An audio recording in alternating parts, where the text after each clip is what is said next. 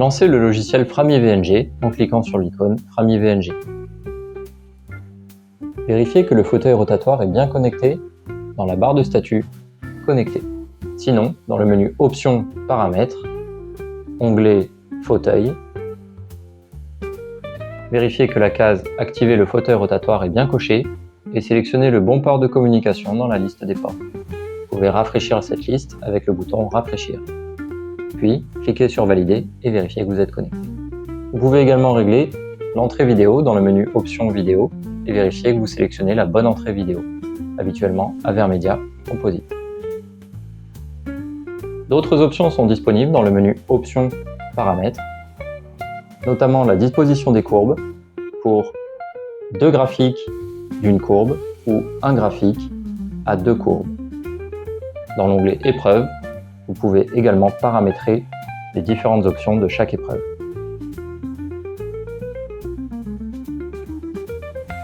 Dans la page principale, la partie en haut à gauche vous indique les informations du patient, puis en dessous, l'historique de ses séances. Vous pouvez sélectionner une séance précédemment effectuée et cliquer sur « Ouvrir et visualiser » pour retrouver une séance précédemment effectuée. Sur la partie droite, vous trouverez l'ensemble des tests disponibles.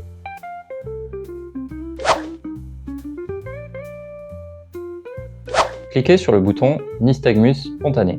S'ouvre alors un nouvel onglet. Placez le masque sur la tête de votre patient et allumez la caméra. L'image doit alors s'afficher en temps réel dans le cadre de la vidéo. Avant tout exercice, paramétrez la capture de la pupille. Pour cela, déplacez le cadre vert autour de l'œil. Si la pupille est déjà encadrée de vert, l'œil est bien détecté. Sinon, vous pouvez faire un clic avec le bouton droit de la souris dans la partie la plus noire de la pupille afin que le logiciel puisse la capturer. Enfin, cliquez sur le bouton Centrer. Cela vous permet de visualiser les contrastes définis par le logiciel pour capturer la pupille. Vous pouvez manuellement changer ces contrastes, il est conseillé de ne pas y toucher. Le clic droit permet de l'actualiser en temps réel. Et vous pouvez cliquer sur le bouton Valider, ce qui permet de centrer la courbe sur le 0. Vous pouvez commencer votre exercice. Cliquez sur le bouton Démarrer et capturez pendant la durée souhaitée les nystagmus spontanés de votre patient.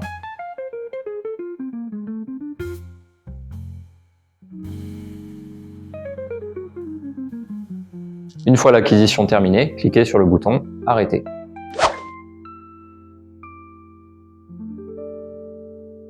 Dans un premier temps, tous les exercices permettent d'éditer la courbe des nystagmus pour vérifier qu'ils soient tous capturés. Pour cela, double-cliquez sur la courbe souhaitée pour l'afficher en grand. Le logiciel préanalyse la courbe et surligne en bleu ce qu'il juge être une phase lente de nystagmus. Vous pouvez supprimer les portions que vous jugez ne pas en être en sélectionnant une portion de courbe et en appuyant sur la touche Supprimer de votre clavier. Vous pouvez également individuellement supprimer des nystagmus qui n'en sont pas, ou supprimer des phases lentes, des phases rapides qui ne vous intéressent pas. Et vous pouvez également manuellement en rajouter, simplement en cliquant sur une portion de courbe pour la surligner en bleu.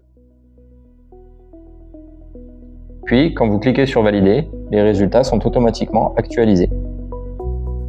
Dans ce test-là, vous pouvez consulter le nombre de nystagmus gauche, droite, supérieur ou inférieur, sur la totalité de la courbe dans la colonne blanche ou sur la portion grisée de la courbe dans la colonne grisée. Vous pouvez déplacer la zone grise de la courbe avec le curseur latéral. Vous pouvez également dilater la courbe avec les boutons plus et moins pour observer des portions plus fines.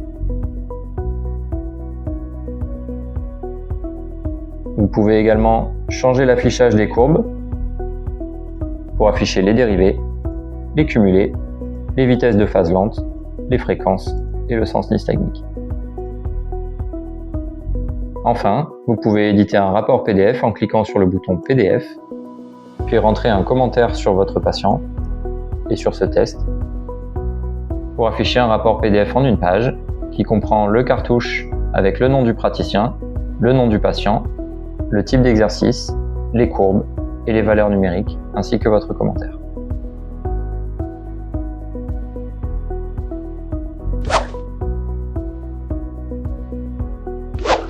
Pour lancer un NIR, cliquez sur le bouton nystagmus induit par la rotation NIR. Vérifiez que l'œil est bien détecté. Déplacez le cadre vert autour de l'œil. Si la pupille n'est pas cerclée de vert, faites un clic droit dans la pupille.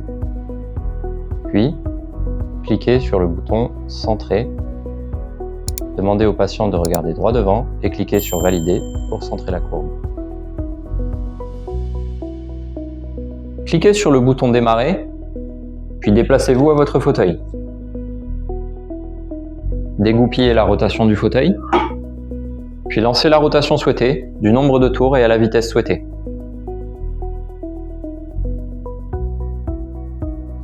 Arrêtez votre fauteuil et bloquez-le en position arrêtée.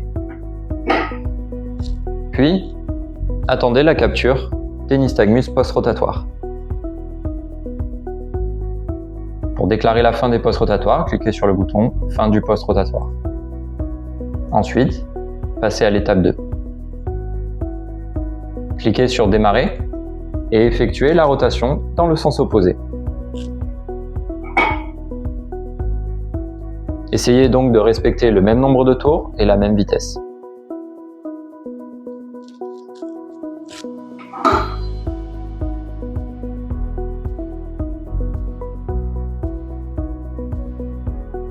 Quand vous le souhaitez, cliquez sur la fin du post-rotatoire pour terminer l'acquisition, puis passez à la page des résultats.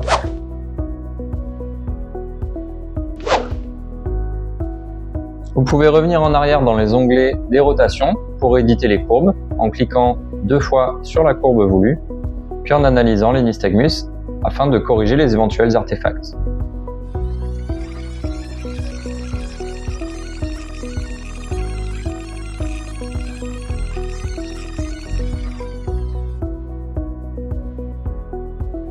Dans la page des résultats, vous pouvez consulter le nombre de nystagmus détectés en rotation horaire paire rotatoire, puis post-rotatoire, ainsi que le nombre en paire rotatoire anti-horaire et post-rotatoire anti-horaire. Vous pouvez également comparer les vitesses de phase lente en paire et en post pour les rotations horaires et anti-horaires.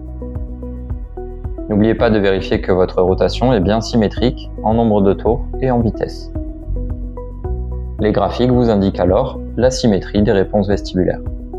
Vous pouvez éditer un rapport PDF avec le bouton PDF et rentrer votre commentaire sur la séance.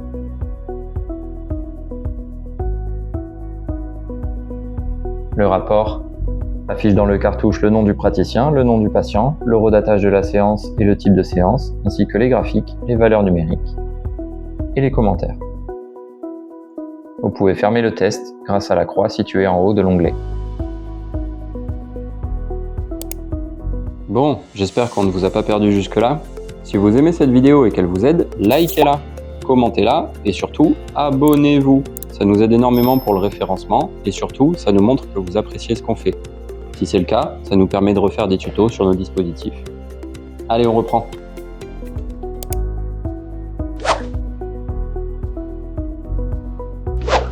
Pour démarrer un test de burst, cliquez sur le bouton Burst. Ce test se déroule en 4 étapes consécutives avec différents environnements pour le patient. Le premier test, IFO, teste l'indice de fixation oculaire. Vérifiez que l'œil est bien capturé encore une fois sur votre vidéo en déplaçant le cadre vert autour de l'œil. Vérifiez que la pupille est bien cerclée de vert, sinon faites un clic droit sur la pupille et cliquez sur le bouton Centrer en demandant à votre patient de regarder droit devant lui. Pour ce test-là, le patient aura la vision d'un œil et l'autre œil sera filmé. Demandez-lui de fixer son pouce droit devant lui, puis cliquez sur le bouton Démarrer. Suivez les indications de rotation du fauteuil. C'est une rotation sinusoïdale amortie. Un signal sonore vous indique quand repartir dans l'autre sens.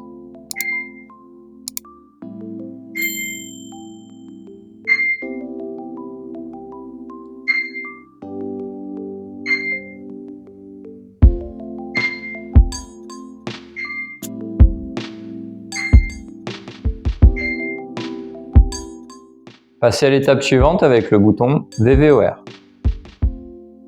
Le patient a toujours un œil découvert et n'a plus de fixation. Laissez défiler le paysage devant lui, cliquez sur le bouton Démarrer et reproduisez la sinusoïde amortie.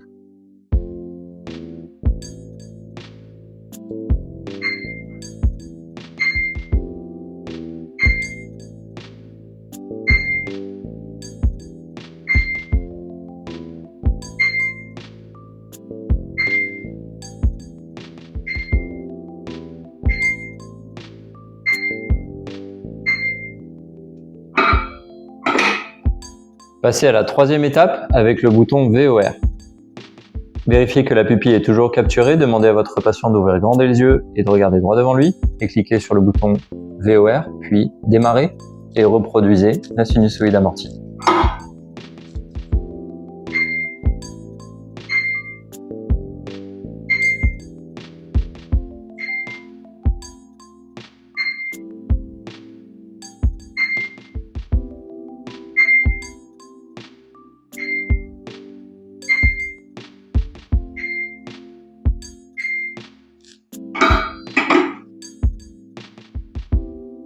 Pour la dernière étape, vous pouvez reproduire une des 3 étapes précédentes ou procéder au COR. Dans cette étape-là, cliquez sur le bouton Démarrer, laissez votre patient avec le bouchon, reproduisez la sinusoïde amortie au fauteuil et maintenez la tête du patient immobile.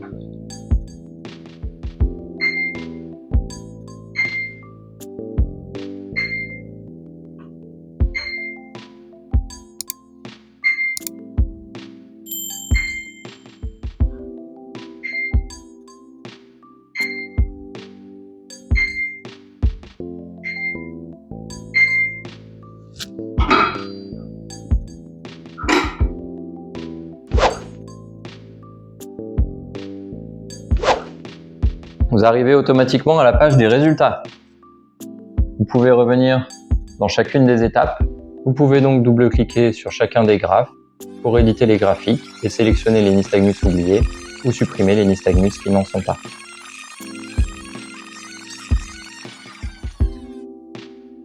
Une fois votre examen corrigé, retournez dans l'onglet Résultats. Vous pourrez alors vérifier le nombre de nystagmus gauche et droite pour chaque examen. Puis, consultez le gain moyen, ainsi que la prépondérance. Les gains normaux sont affichés en vert, les gains anormaux sont affichés en rouge. Pour éditer un rapport PDF, cliquez sur le bouton PDF. Vous pouvez alors rentrer un commentaire, puis cliquez sur le bouton Continuer. Le PDF s'affiche en une page avec dans le cartouche le nom du praticien, le nom du patient, l'horodatage de la séance, le type d'exercice, les graphiques, les valeurs numériques et votre commentaire. Vous pouvez fermer l'onglet de l'exercice grâce à la croix située dans la tête de l'onglet.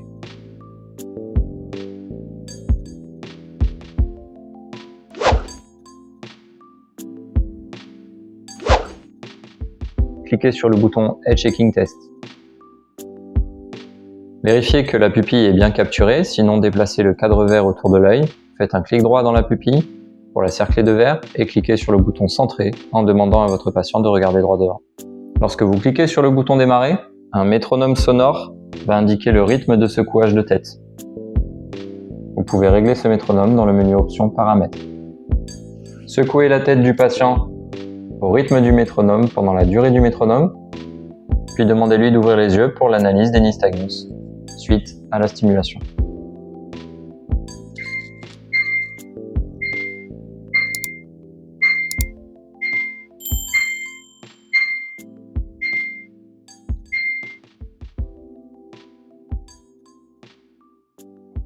Lorsque vous le souhaitez, cliquez sur le bouton Stop pour arrêter l'acquisition.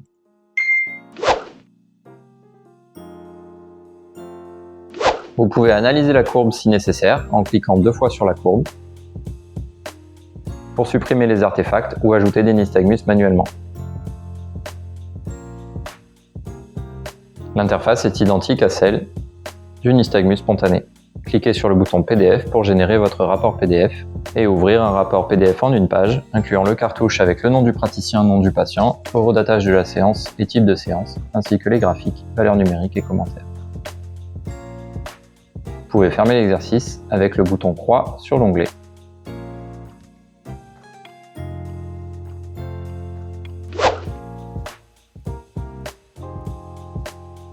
Pour démarrer un exercice d'oculomotricité, cliquez sur Oculomotricité. Placez votre patient face à l'écran secondaire connecté à votre ordinateur en lui demandant de se placer de mesure à ce qu'il visualise l'écran dans sa totalité de bord à bord, ni trop plus, ni trop moins, et en étant placé au centre de l'écran. Vérifiez que la capture de l'œil est fonctionnelle. Si ce n'est pas le cas, déplacez le cadre vert autour de l'œil, faites un clic droit sur la pupille et cliquez sur le bouton Centrer. Demandez à votre patient de regarder droit devant lui, puis cliquez sur Valider. Cliquez sur le bouton Calibration. Demandez à votre patient, sans bouger la tête, de fixer la lettre s'affichant à gauche de l'écran, puis cliquez sur Mesure gauche. Demandez-lui alors de fixer la lettre sur la droite de l'écran et cliquez sur Mesure droite. La calibration est alors effectuée. Vous pouvez lancer les exercices de saccade, poursuite linéaire ou poursuite sinusoïdale en horizontale ou verticale. Pour lancer un exercice de saccade, cliquez sur le bouton Saccade, choisissez le mode horizontal et vertical, puis cliquez sur Start et demandez à votre patient de suivre la stimulation visuelle sans tourner la tête.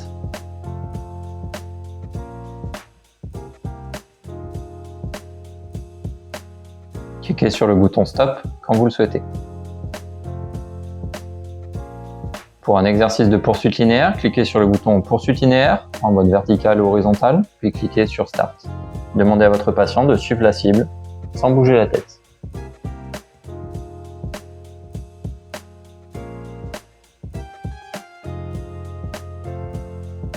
Cliquez sur le bouton Stop quand vous le souhaitez.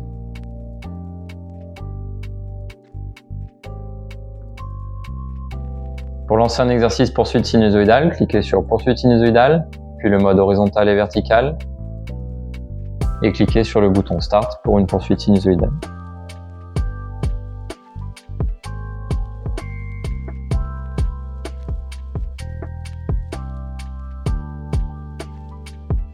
Cliquez sur le bouton Stop quand vous le souhaitez.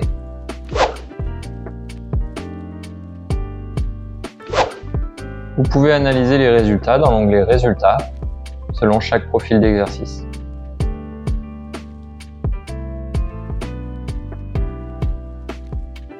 Puis créer un rapport PDF sur le bouton PDF en rajoutant vos commentaires.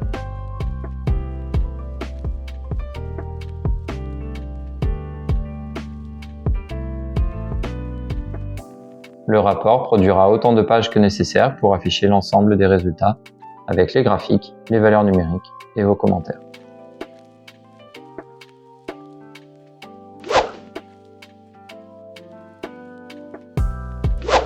Pour lancer un exercice d'épreuve calorique, cliquez sur le bouton Épreuve calorique. Vérifiez que l'œil est bien capturé encore une fois sur votre vidéo en déplaçant le cadre vert autour de l'œil. Vérifiez que la pupille est bien cerclée de vert, sinon faites un clic droit sur la pupille et cliquez sur le bouton Centrer en demandant à votre patient de regarder droit devant lui. Cet exercice se déroule en 5 étapes. Un test de nystagmus spontané, suivi des irrigations à gauche et à droite, à chaud et à froid. Cliquez ensuite sur le bouton Démarrer et suivez les différentes étapes du déroulement du test.